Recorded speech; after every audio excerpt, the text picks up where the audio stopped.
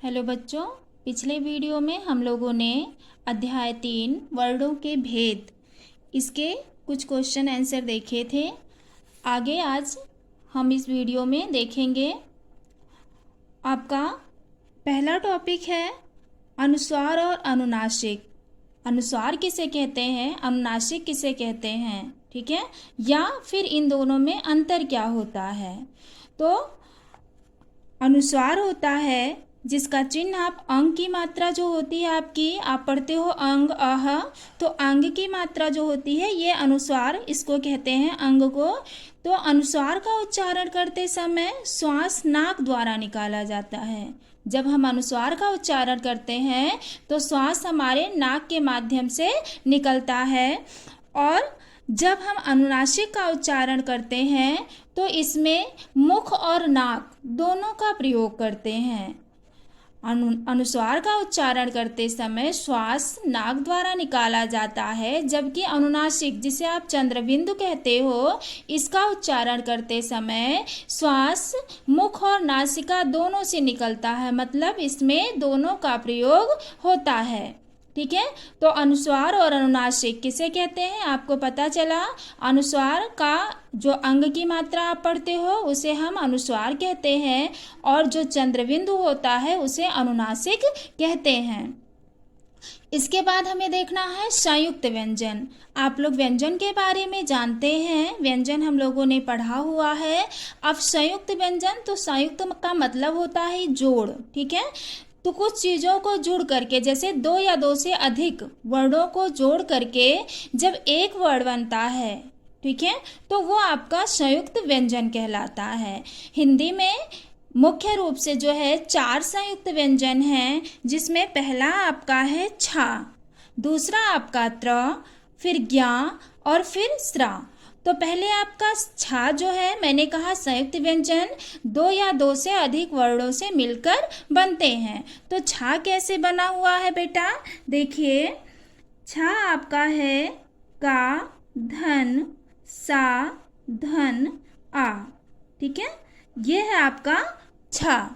फिर इसके बाद आपका त्रा है, त्रा कैसे बना है, ता, धन, रा, धन, आ, ठीक है, ये त्रा निर्माण हुआ है त्रा का इससे। और फिर आपका ज्ञा, ज्ञा बनता है जा, धन, इया, धन, आ से मिल करके, ठीक। फिर आपका स्रा, स्रा बनता है श, धन, रा, धन, अ, ठीक है। तो ये क्योंकि दो या दो से अधिक वर्णों से मिलकर के इनका निर्माण हुआ है, तो इसलिए ये क्या कहलाते हैं, संयुक्त व्यंजन कहलाते हैं। कुछ लोग बेटा आप देखो, कुछ लोग कहते हैं द्या भी संयुक्त व्यंजन होता है। विद्यालय में जो हम द्या लिखते हैं तो ये भी संयुक्त व्यंजन की कैटेगरी में कुछ लोग मानते हैं, लेकिन ये गलत है, क्योंकि ये द्या जो है वो हम चाहें तो दा और या अलग करके भी लिख सकते हैं, ठीक है। तो इस वजह से ये संयुक्त व्यंजन नहीं आता है, इसे संयुक्त व्यंजन नहीं मान सकते हैं। लेकिन यहाँ पर आपको छा है, त्रा है, ज्ञा है, स्रा है, इसी रूप में लिखा जाता है, ठीक है। इसे छा को हम चाहें तो ये नहीं है कि हम शिक्षण लिख रहे हैं तो उसमें सा पर छोटी की मात्रा लगाने के बाद क, स, आ इस तरह नहीं लिखते हैं, छा ही लिखते हैं, ठीक है। तो इस वजह से ये आपका संयुक्त व्यंजन कहलाता है, ठीक है।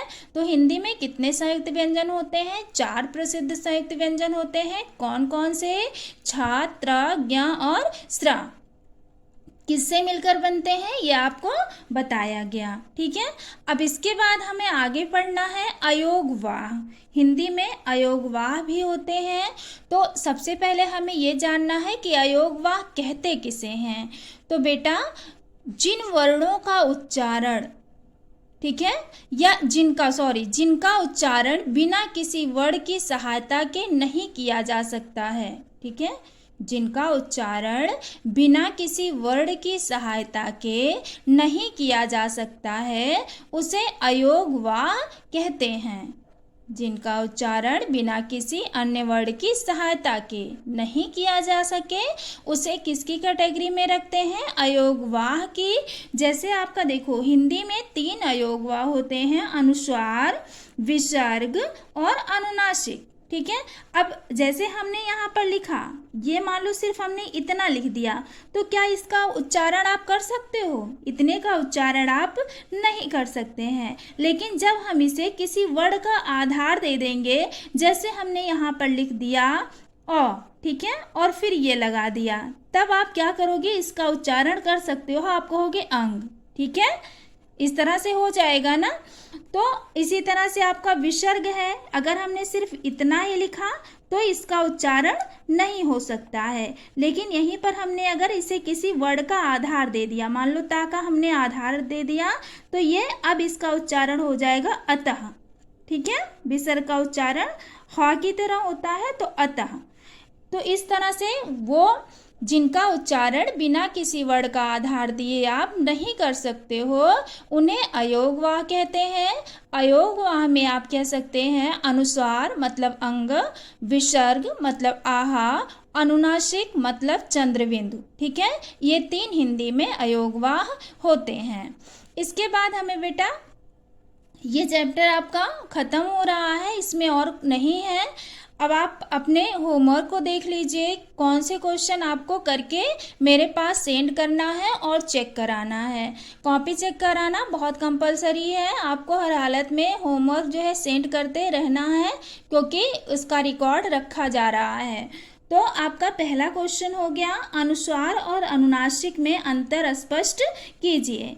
अब आपने यहाँ पर देखा अनुस्वार और अनुनासिक, अनुस्वार किसे कहते हैं, अनुनासिक किसे कहते हैं, दोनों चीज़ों को आपने देखा हुआ है, तो आपको पता हो गया होगा कि इन दोनों में क्या अंतर है। ठीक है, सेकेंड क्वेश्चन आपका है 4 प्रसिद्ध संयुक्त व्यंजन लिखिए।